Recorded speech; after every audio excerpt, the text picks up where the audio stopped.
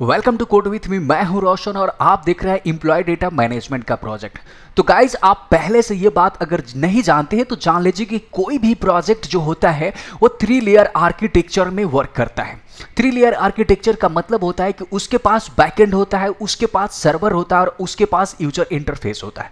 तो जो बैकएंड का काम हम करने वाले हैं वो माइक्रोसॉफ्ट एसक्यूएल यूज करेंगे। सर्वर का जो काम होगा डॉटनेट संभाल लेगा और यूजर इंटरफेस का जो काम होगा वो एंगुलर संभाल लेगा। ठीक है, तो सबसे पहली बात तो ये होता है कि हम इस प्रोजेक्ट में सबसे पहला बैकएंड करेंगे, उसके बाद सर्वर करेंगे और उसके बाद यूजर इंटरफेस करेंगे। तो चलते हैं प्रोजेक्ट की तरफ।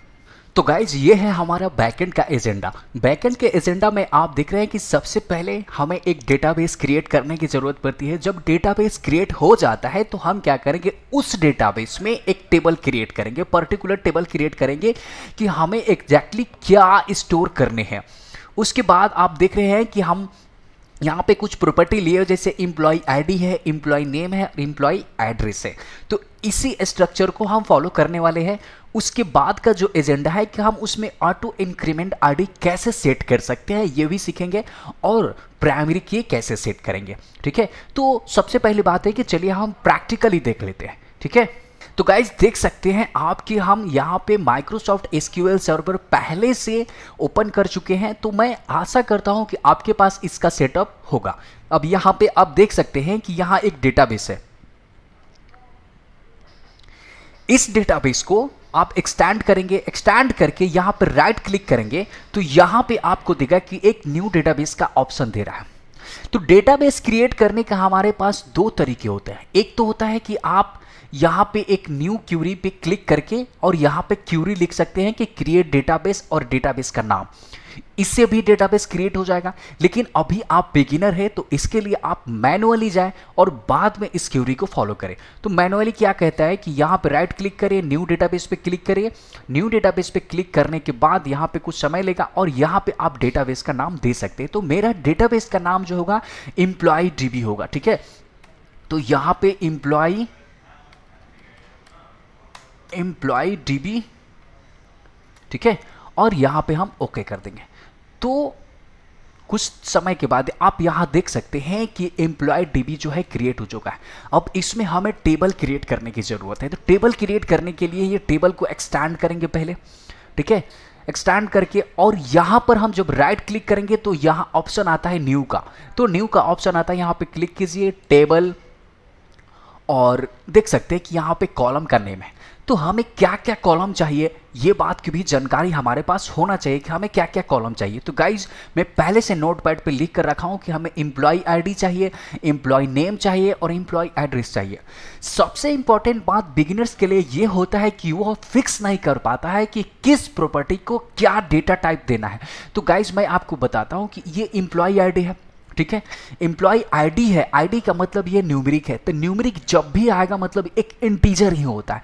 तो एम्प्लॉय आईडी को हम यहाँ से कॉपी पेस्ट कर देंगे। ठीक है, और इसका जो डेटा टाइप लिखेंगे हम इंट लिखेंगे। ठीक है, दूसरा था हमारा एम्प्लॉय नेम। तो एम्प्लॉय नेम, अब एक बात बताइए कि जब भी आपको अल्फाबेटिकल लेटर से जिस तरह का भी चीज स्टार्ट होता है या डबल कोटेशन से जो भी स्टार्ट होता है तो उसको हम स्ट्रिंग कहते हैं। ठीक है, तो यहां पे स्ट्रिंग के लिए जो डेटा टाइप हम डिफाइन करते हैं वो होता है हमारा varchar। ठीक है, और varchar में आपके ऊपर डिपेंड करता है कि नेम का जो मेन लिस्ट मतलब मैक्सिमम कैरेक्टर कितना दे सकते हैं वो आपके ऊपर डिपेंड करता है। तो मैक्सिमम कैरेक्टर हम यहाँ पे 50 लेकर चल रहे हैं।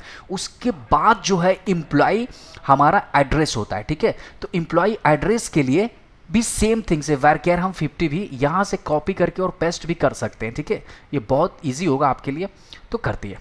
अब देखिए, किसी भी डेटाबेस में प्राइमरी की का होना बहुत जरूरी होता है, ऑटो इंक्रीमेंट का होना बहुत जरूरी होता है।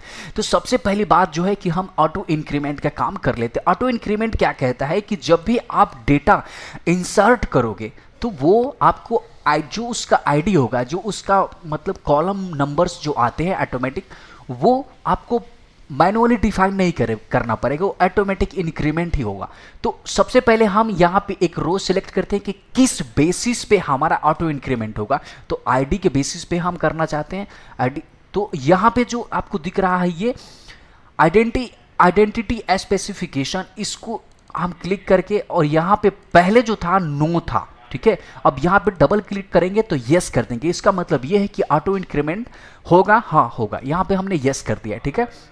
दूसरी बात, अब यहाँ पे क्या करेंगे कि यहाँ पे हम एक प्राइमरी की सेट करेंगे। जब यहाँ पे आप राइट क्लिक करोगे, जब आप भी किसी भी यहाँ पे भी आप प्राइमरी की सेट कर सकते हो, दो को भी लेकर के प्राइमरी की सेट कर सकते हो। प्राइमरी की जो होता है मतलब एक यूनिक की होता है। यूनिक की मतलब सेम आईडी जो आपकी प्राइमरी की है, जो उसका कपल मतलब डुप्लीकेट नहीं ले सकते, ठीक है। लाइक एम्प्लॉय आईडी एक है तो फिर से एम्प्लॉय आईडी एक डाल करके आप उसमें डुप्लीकेट डेटा नहीं भर सकते, ठीक है। इसके लिए हमारा प्राइमरी की होता है। यहाँ पर राइट क्लिक करेंगे, जिस भी कॉलम को सिलेक्ट करके राइट क्लिक करेंगे और राइट क्लिक करके प्राइमरी की सेट कर देंगे, ठीक है। अब यहाँ पे हम फाइनली जो है कंट्रोल एस कर रहे हैं, कंट्रोल एस करके, और हम यहाँ पे टेबल का नाम देना चाहते हो। टेबल का नाम क्या होना चाहिए, तो टेबल का नाम जो है हम एम्प्लॉय इंफॉर्मेशन रखते हैं या इन्फो टेबल रखते हैं, ठीक है, EMP इन्फो, ठीक है, इन्फो, ठीक है। अब यहां पर हम, तो गाइज आप देख सकते हैं कि हमारा जो है टेबल क्रिएट हो चुका है। अब हम रिफ्रेश करते हैं इस टेबल को, ठीक है, इस टेबल को हम रिफ्रेश करते हैं और रिफ्रेश करके इसको फिर से एक्सटेंड करेंगे तो आप देख सकते हैं कि यहां पे इन्फो का एक टेबल क्रिएट हो चुका है। और इस टेबल में कितने कॉलम्स हमने दिया है, 3 कॉलम्स है। हमने 3 कॉलम्स पहले से भरा है तो ये 3 कॉलम्स है। और प्राइमरी की कौन सा है, प्राइमरी की है नॉट नल है, नल है, नल है। मतलब क्या है, ये प्राइमरी की जो होगा, जो हमने प्राइमरी की सेट कर रखा है, वो कभी भी नल नहीं होगा। अगर आप चाहेंगे कि विदाउट आईडी आप किसी भी डेटा को सेव कर सके तो ये हो नहीं सकता, ठीक है। तो ये होता है प्राइमरी की का मतलब। अब हम इसको देख सकते हैं, क्यूरी के बेस पे भी इसको चेक कर सकते हैं कि हमारा जो टेबल क्रिएट हुआ कि नहीं। यहाँ पे क्यूरी के बेस पे भी देख सकते हैं। तो क्यूरी हम कैसे लिखते हैं आप देख लीजिए, सिलेक्ट स्टार फ्रॉम जो अपना टेबल है, लाइक एम्प्लॉय इन्फो, ठीक है, ये पहला है। अब दूसरी बात हमेशा याद रखिएगा कि यहाँ जो डेटाबेस है ना, वो डेटाबेस पे डिपेंड करता है, क्योंकि यहाँ पे बहुत सारे डेटाबेस है।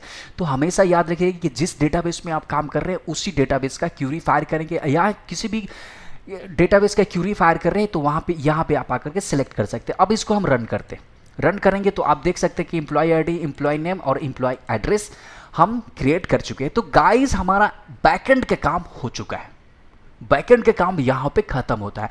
अब नेक्स्ट जो है, अब हम सर्वर की तरफ आगे बढ़ते हैं।